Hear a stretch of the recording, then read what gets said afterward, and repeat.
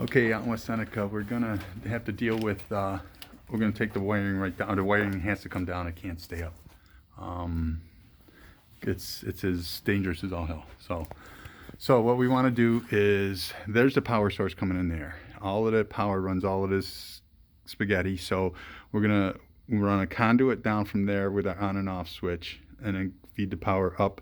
We can go either through the, up into the rafters and over, and then we can come back down, get our plugs down at the base, you know, one on that wall, maybe two on this wall, and one on this wall. We also have an option of teeing off from there and coming across here to grab a power source down here. We also want to get one plug up high here, and then another plug up high over here. Okay, and then we got to get our switch is going to control our ceiling fan. See if the customer wants to reuse these lights or a new fan.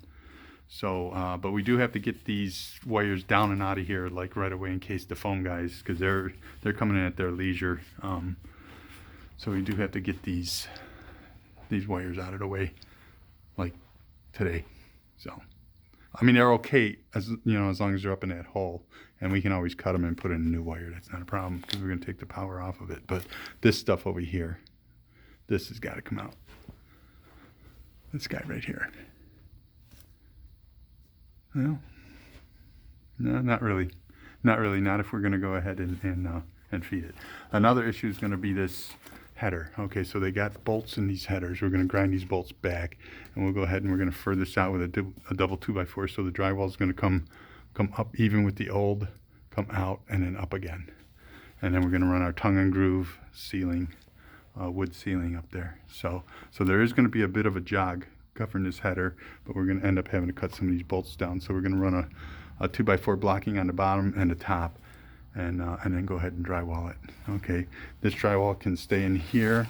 We're going to go ahead and patch this in so it'll be said and done. And then once that ceiling's on, we'll figure out what we're going to do with the above the door entrance there. We're going to do a piece of trim up there.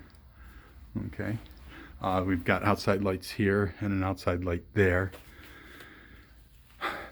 They got to have those outside lights going. So there's another thing that has to be done. So whether the customer wants to do it or we get Jay here, we're going to end up probably the outside switch would stay here then, and the inside switch would stay here just for the interior lighting. And this would be full-time hot coming in to control those two outside lights. Okay, and then our plugs.